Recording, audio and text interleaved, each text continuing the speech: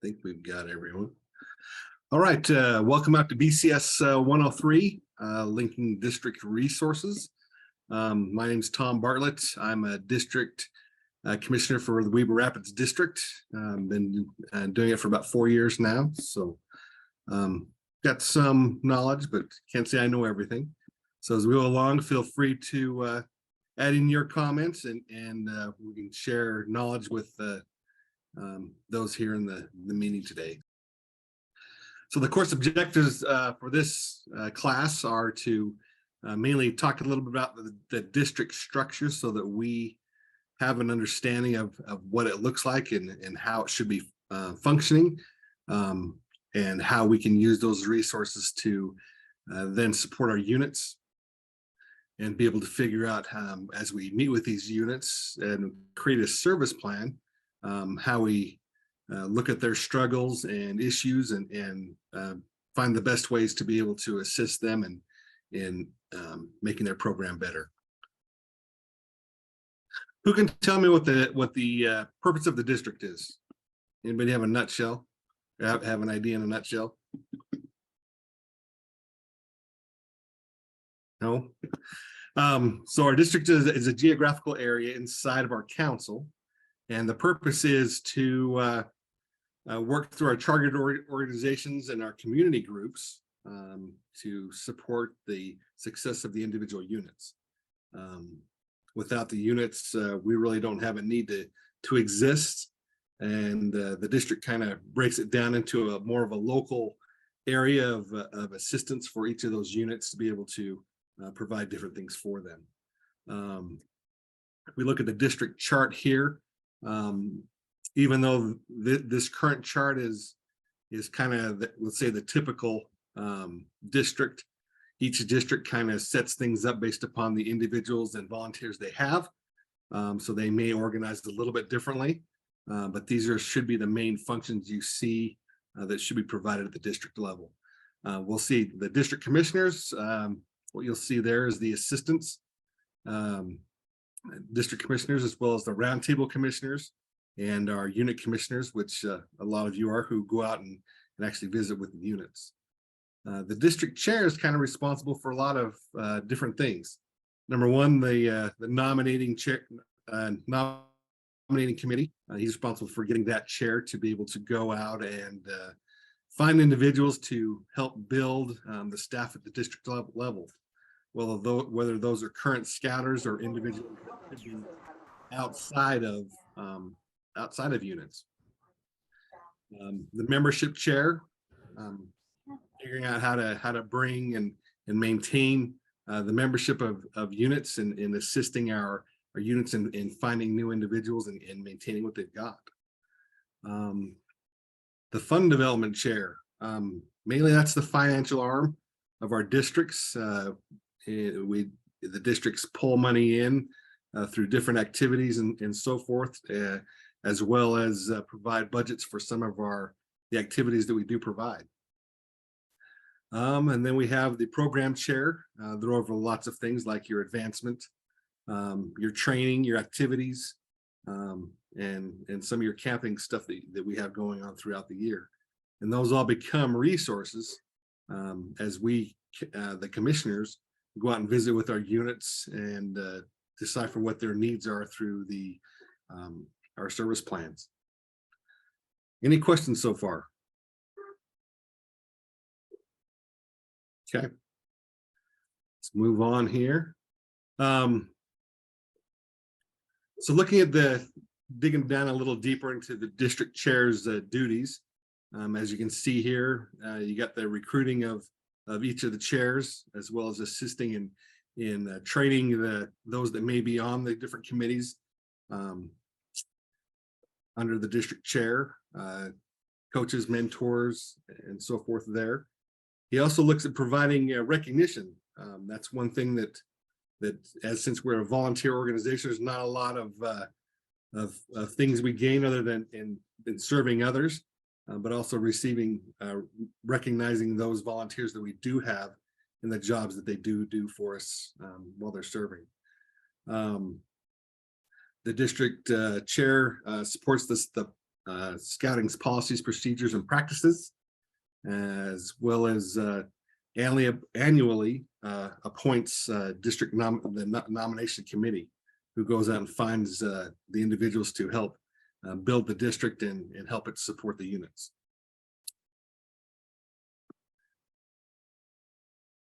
This slide here kind of brings a little more of a diagramish look to what the district does. As you notice, the top three are all held underneath the district committee. I kind of like the slide of how they kind of have it showing as individuals holding hands in a circle. A lot of times we get to thinking as district or unit commissioners or district commissioners, we're kind of by ourselves. But mainly we're the funnel of information up from the units on their needs, as well as down from the district to our units, to be able to let them know what's available to them, things that are going on, and how to best build our district and our units together. There are some publications out there, as you can see on the right. These are found at Scout office as well.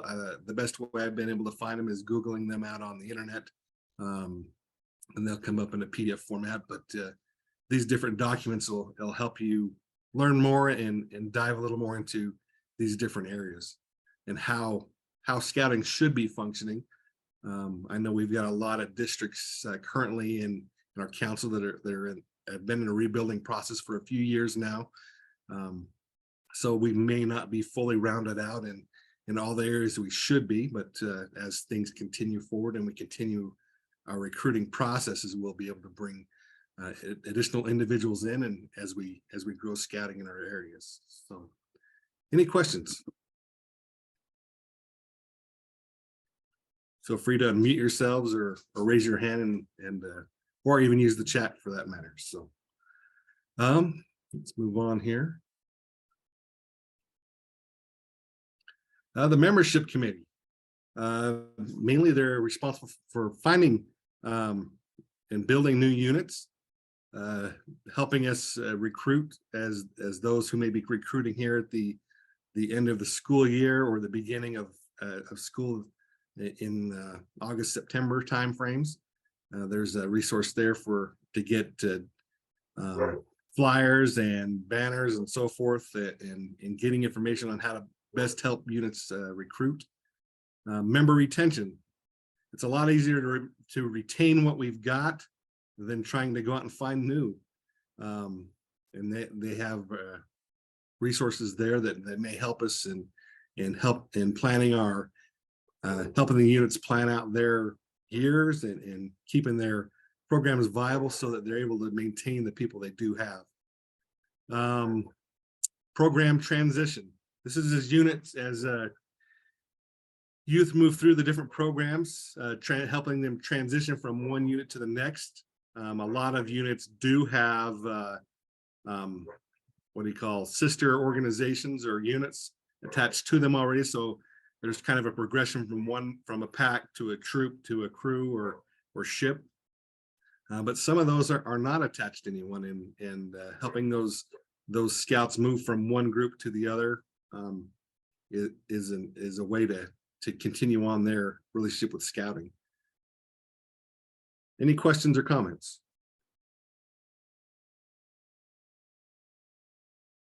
Again, there's a membership guide out there that's available if you're looking for more detail and for further ideas on membership. Fund Development Committee. They're the financial arms we've talked about. One of their big items is Friends of Scouting, helping us bring in the donations needed to help keep our costs down as a district or as a council. They also come up with different product sales. I know our council's pretty heavy in the jerky, and we're kind of wrapping that up right now, as well as our popcorn sales later in the fall, early summer. So those things all come down through the councils of the districts, and how we get that information out to our units comes out through the district. So Promoting the council endowment. Not a lot of people know what the endowment is. Usually the councils themselves have a fund of money that kind of like I don't know, like a scholarship endowment that's out there that helps them annually. They are able to pull a certain amount from it to be able to help run things at the council level, as well as provide some dollars in case of a rainy day. So money goes in there every year and comes out, and through donations from different individuals and organizations. So special events. Sometimes they bring in dollars through special events. I know we have auctions as well as golf tournaments, clay shotgun shoots, different activities that are held to help bring budget dollars in to help fund the programs that we are running at the district and council levels. And then, as we talked about, all of our camperies and so forth have to have a budget, and that's where those dollars come from, is from this fund development committee to help put those activities on for our districts. So any questions there or comments that I may have missed? All righty, moving on here. The program camp and outdoor program committee, their number one issue is try to get kids outdoors where we should be for scouting. We have the program, they promote the year-round camping program to try to get our youth out of doors, hopefully almost every month. Sometimes they may get a little too cold or a little too hot, but keeping our kids in the outdoors and helping them learn and understand the things in the world around them is kind of our main emphasis and guide in helping them grow. They also cover our health and safety guidance, things like we just went through COVID, maybe as we're learning how to deal and work with that, the district can be an assistance there, as well as other things that may pop up or things we see that may be happening in our units that they need some little more training on. They also help with promoting camperships, those youth that may not have the funds to attend camp or go on certain activities. They may be able to find some dollars out there to be able to assist them to be able to participate in those activities. Any questions or comments? All righty. The Activities and Civic Service Committee. This is one that's probably a little more underutilized in a lot of districts. If they do have a committee that's running well, it's a way for units to go out and find service projects if they're in need of, if they've got a youth trying to advance. It's a good one to go out and this group should have a little more knowledge in the needs of our community and have connections with different organizations that are particularly in need of service, such as your food banks, maybe the cities, different cities your district may be a part of, United Way, so things like that. They may also put on competitive skill events where scouts can come and demonstrate the skills that they've learned, and have a little competition about it. And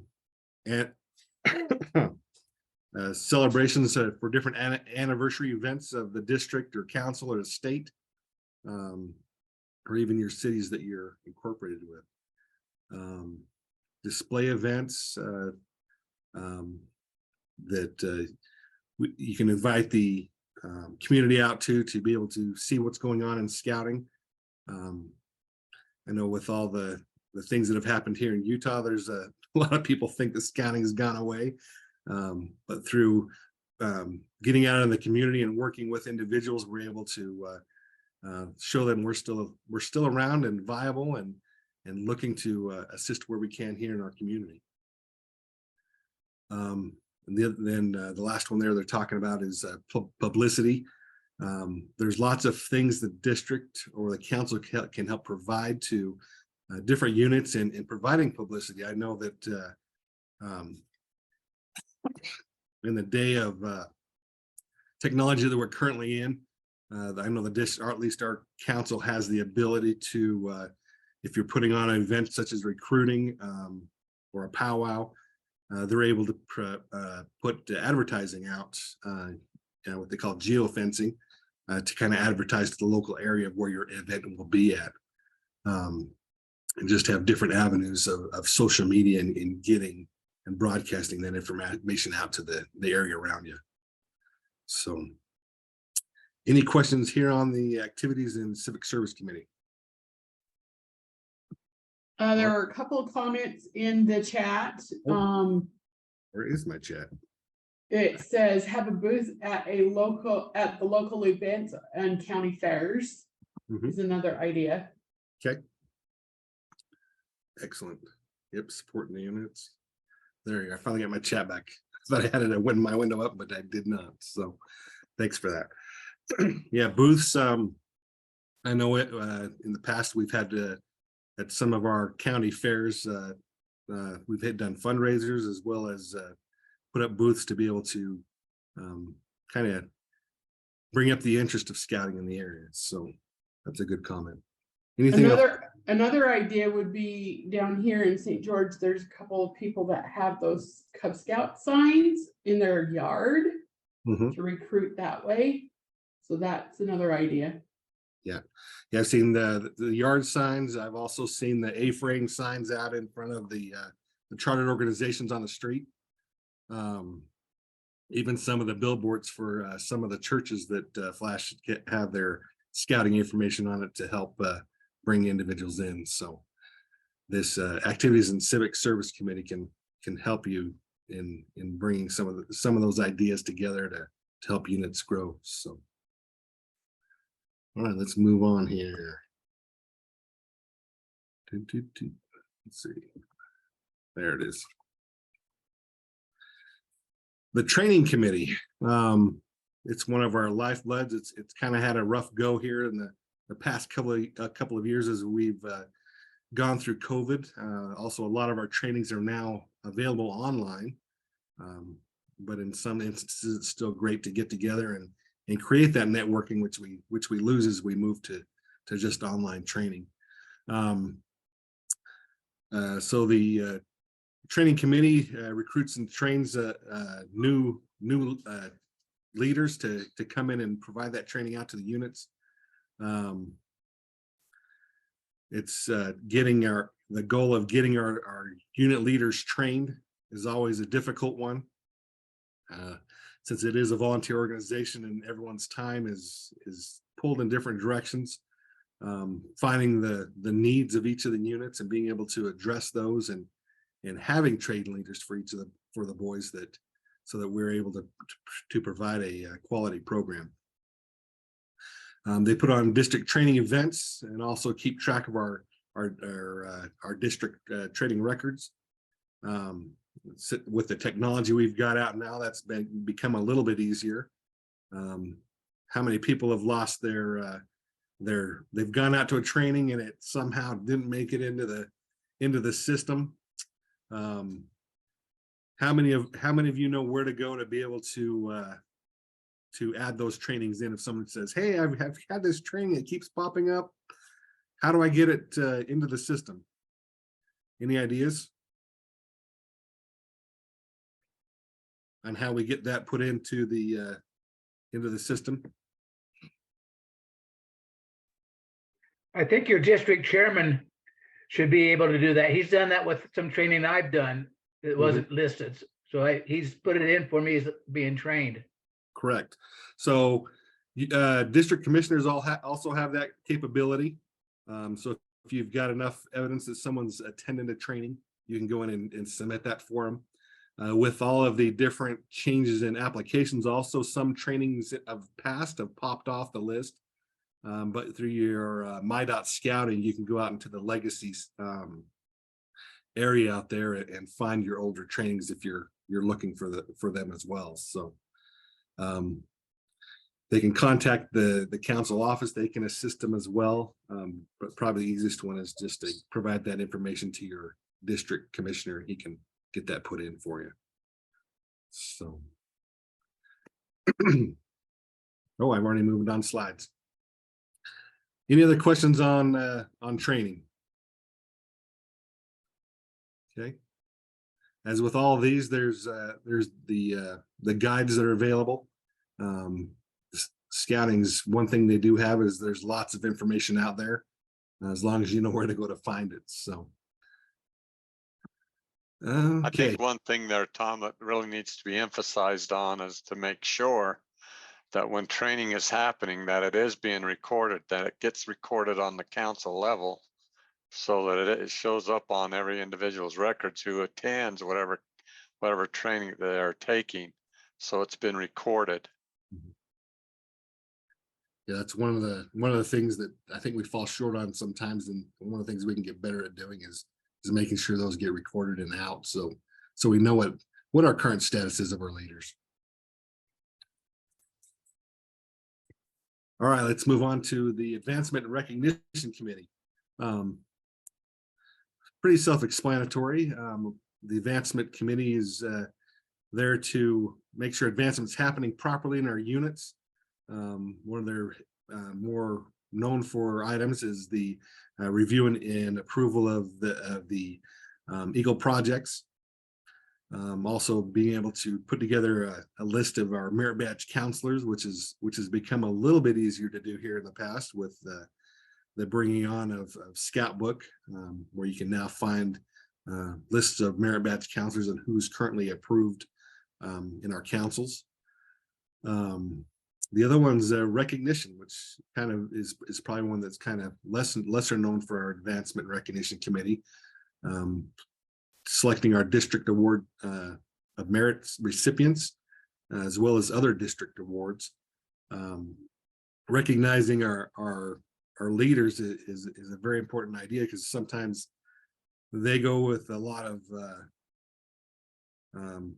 not being thanked for the things they're doing, whether they like that publicly or in private.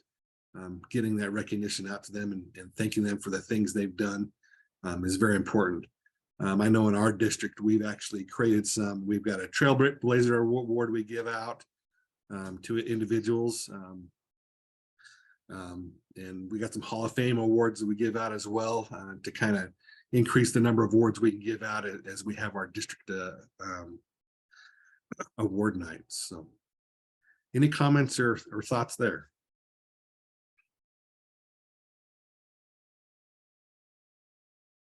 All righty. Unit service. I mean, this is our bread and butter as commissioners. The reason we're here is providing service to the units and being able to assist them in functioning as well as they can. As it says here, we're here to support the growth and retention of our units. We should be contacting them on a regular basis. They should know who we are, as we talked about in our previous class. And we should be becoming friends with these units, so they know who we are and feel comfortable in both asking us questions and to letting us know what their needs are, as well as being able to take the input we may have as we try to help them improve what they're doing. We're there to help link their needs back to the district. We're kind of the keeper of information, because we're the ones that should know these units the best, and being able to help the district know what their needs are and how to support them and the things they're doing. We should be there to help support their recharters. A lot of times the recharter process gets dropped in the laps of different individuals as it moves from year to year, and the knowledge isn't always there. And sometimes to get them through the hoops they need to recharter, having us there and supporting them gets our recharters done quicker and easier. And then we're there to support all the unit leaders, no matter what their needs are. As we talked about how our districts are set up, there's always the typical typical structure that we put out there in scouting. The BSA puts out there, but every unit doesn't function that way. They don't have the same types of leaders, same quality of leaders. Every unit runs differently. So for us to be able to get in and understand how those units are functioning and can assist them in their needs and support them as they try to run their programs. So any other thoughts on commissioner service? Okay. Here's kind of the unit service plan, how it should be working. Our unit commissioners should be going out and visiting with these units and filling out, doing a unit assessment, whether that's we have two different types, which is a more detailed version and a more of just a more of a casual, smaller assessment. And through those assessments, we should be able to come up with some kind of service plans as we determine what each of the units we're responsible for, determine what their needs are, where they're doing well, and how we can best help them to be a good program. That information is then brought back to the district because we, as the district, have a commitment to be able to assist them and come back and find a plan of possible resources they need to assist them in their different issues they may have, and being able to provide that information back to them. And then the last part is to go and implement that with the unit, whether that's the unit commissioner coming into the unit and assisting there, or pulling that outside resource at the district or even council level to go down to help the unit in whatever their needs may be. So any questions there, comments?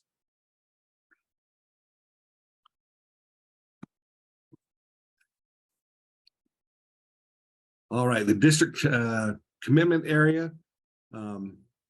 Mainly it's the process of identifying our district resources.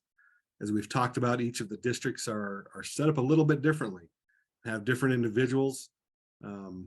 Scouting is really it's a big network of individuals because no one has all the information. And as we build out and understand how those resources are available and getting them down to help the units is one of our big tasks. A lot of the unit commissioners may not know what the structure is of our district committees. And that's one of our things to do it as district commissioners, is being able to understand what's going on and how things are laid out so we can best tie our unit commissioners into the resources they're needing for their units. Any questions there?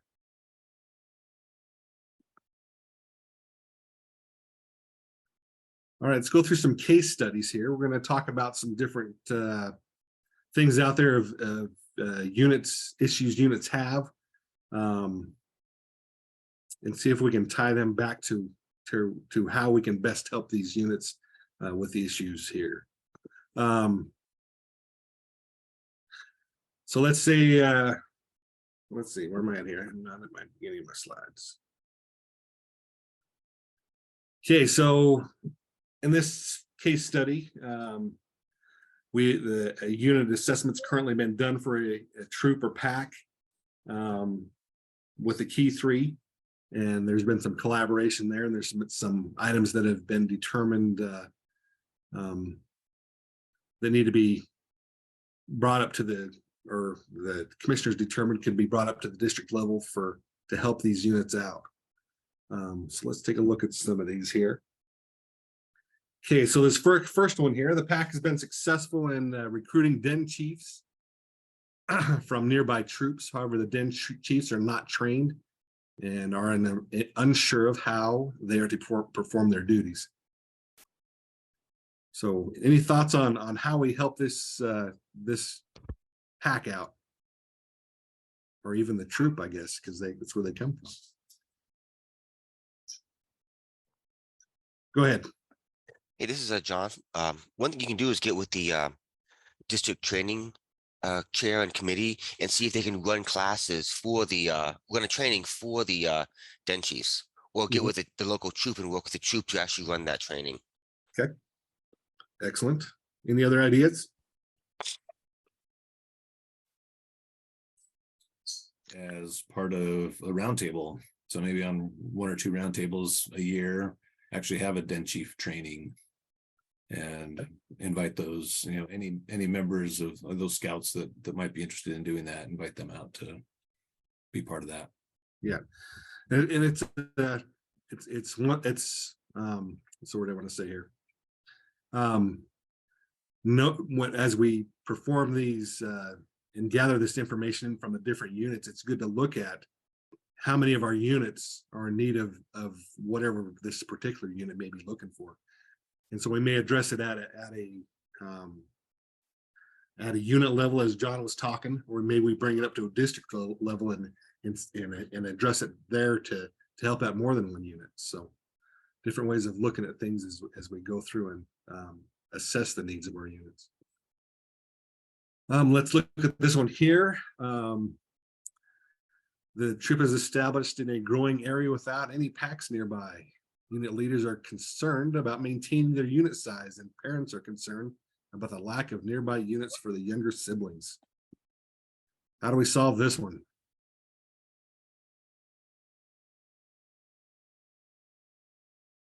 You can unmute yourselves and jump on in.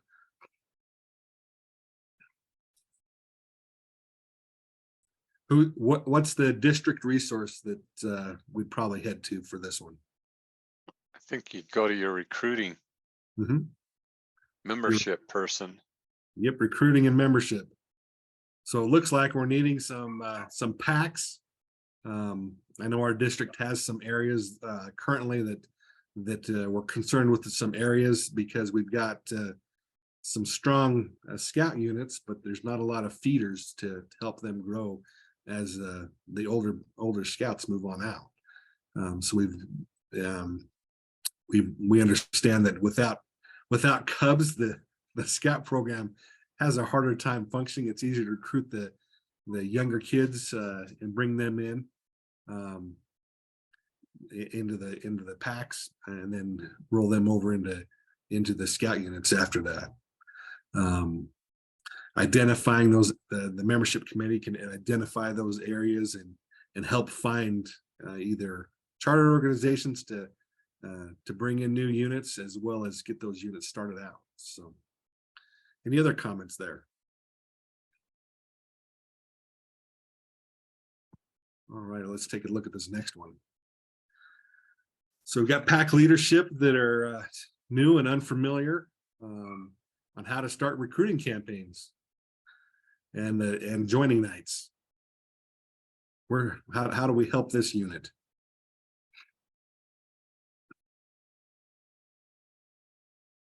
One thing I found is they've got to be trained.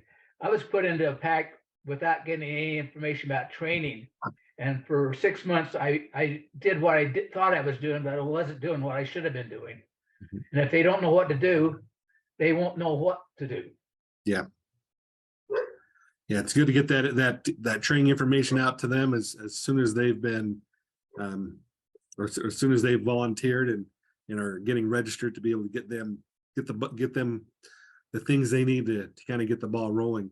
The membership committee also plays a big part in this one in getting that information out. Here this last month for our roundtable, we hit this membership thing pretty hard, looking at trying to grow our units, as well as looking where we looking at toward the fall, and things that the district can help in doing to be able to assist units in putting together a recruiting campaign, whether they're doing joining nights, whether they're going to back to school nights, and how to, once we've made contact, even while we're out selling jerky, talking to youth and giving them or talking to youth and the parents and getting them information that they can then come to more of a joining night where they can participate in an activity.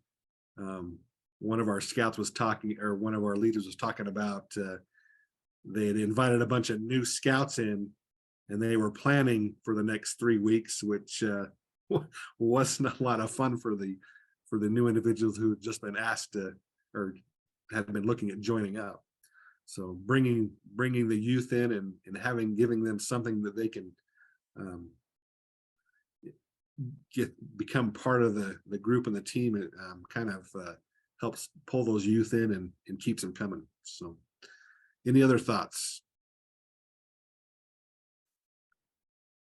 All righty, let's move on to our next one here. Okay, we got a group of boys that have achieved first class. So they've hit the what scouting wants them to become.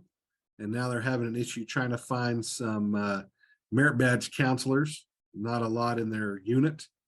How do we help them?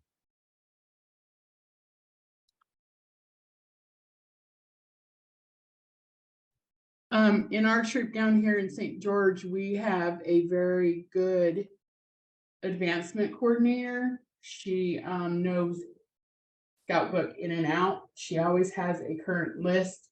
So she always puts out there to our boys at every meeting, if you need a merit badge counselor, come to me, I can help you find one. So just in your troop, having that advancement person know who is merit badge counselor can help. Right. Well, and I think Oh. it's a good opportunity here to have some of the parents get involved, to approach them and see if they would be willing to be a merit badge counselor in the professions that they may be in. And that kind of helps build a rapport between the unit and the district in itself. I think it's important to involve parents. Mhm. Right, I agree, Larry. I think that's something really important to get all those parents involved. I think the other thing is just have additional training on Scout Book, because that's one of the nice things now is Scout Book has all that available in there, and they just need to go to that spot and they can look up whichever merit badge counselor they would like to have. So those unit leaders, it's a little bit tricky to find for the first time, but once they do find that, it has that resource there for all those that are nearby. But definitely need to get those parents involved for sure, and have more counselors within the troop too. Yeah. I think one thing that's come up for us lately, and especially over the past 3 years, is leveraging the virtual merit badges. You know, this is a perfect example. I'm taking a course in Utah and I'm out in Hawaii. And our scouts can do that. I mean, if you go, there's a Facebook page dedicated to nothing but helping people coordinate and make those connections. So, especially for some of the more difficult merit badges, it may not, finding someone that knows nuclear science, these are things that we can actually help expand the scouts today.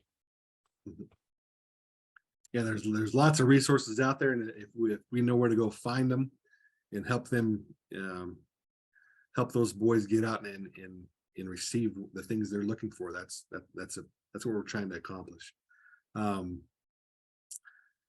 of the things that I don't know if a lot of units are using the resource surveys as if they're lacking resources, or if they bring in new parents, that's a way to find out what their current unit level resources are that we may need to help them work through.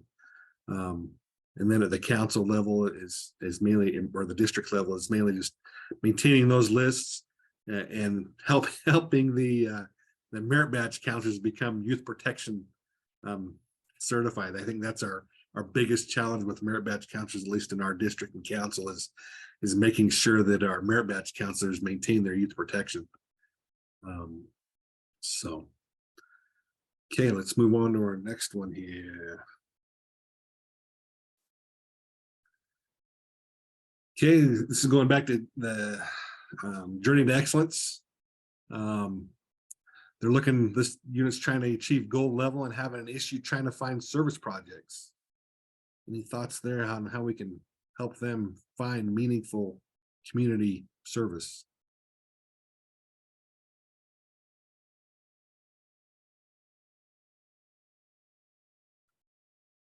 What's the district resource we can go back to?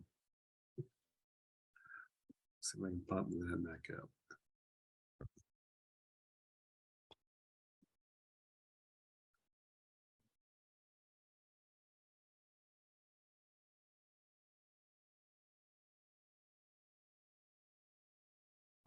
There we go.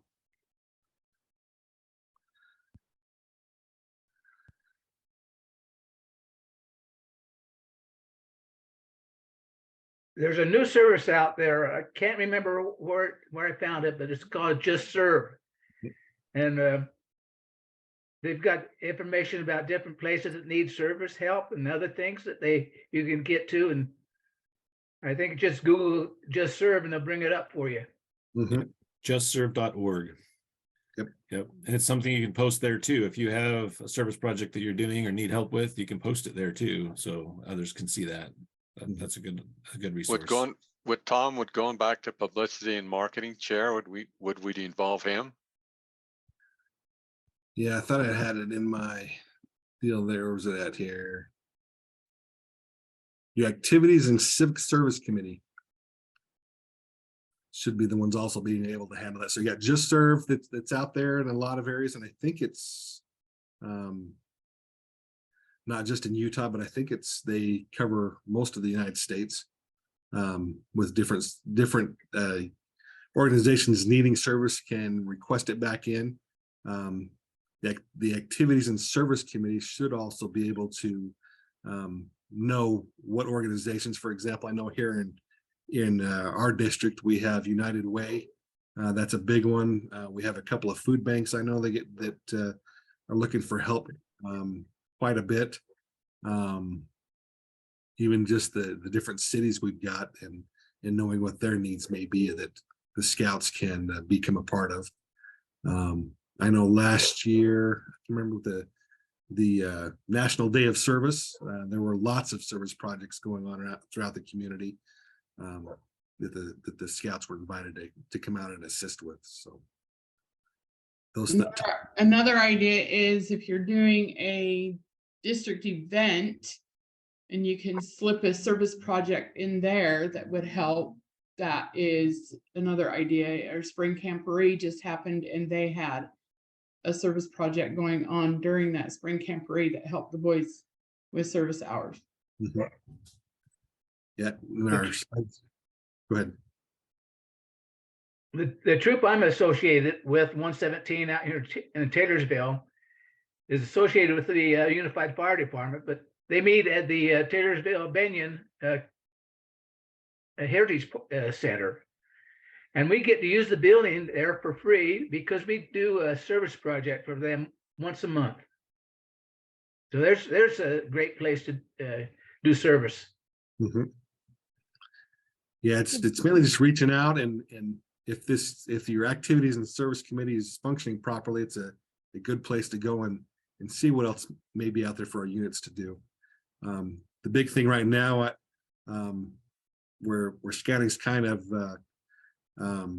contracted a little bit here in Utah, getting out and in our communities and around and about and letting know is a way to gives us great publicity and letting know we're still available and bringing individuals that hadn't been in scouting for a while back in and helping them progress in their lives. So let's see, what's our next one here? Any other comments before we look at the next one here? Today is the International Scouts Trash the Trash Day. Excellent.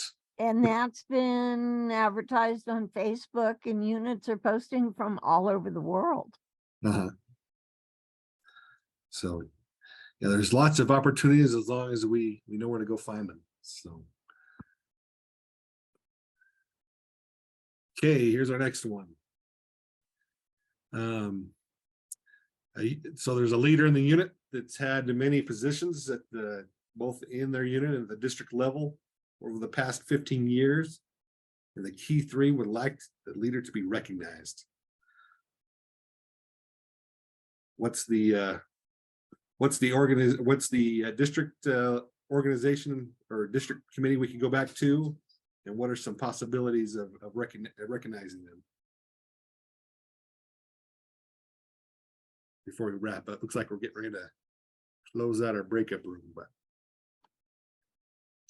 Well, I would recommend that they fill out the form for whatever award that you want to give him at this point, such as the District Award of Merit or some other, some of the awards that you've mentioned. But it has to come from us or from the unit leaders to recognize them, such as the COR or the unit commissioner in itself, especially, would have to put that together and send it to the district. okay. Now go up to our awards, no, our advancement and recognition committee.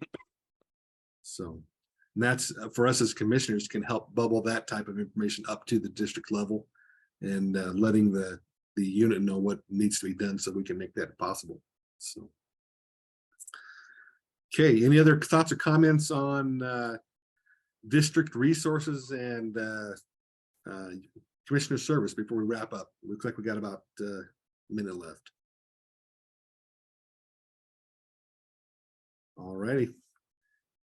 Well, thank you for joining us today, and hopefully you were able to get some ideas and learn a little bit more about what's available to us as commissioners from the district level, and how we can get to and learn about what's available to us and be able to assist our units in becoming more productive and being able to assist the youth in their journeys in their life. And so that's all I've got for you today, and thanks for coming, and enjoy the rest of your sessions.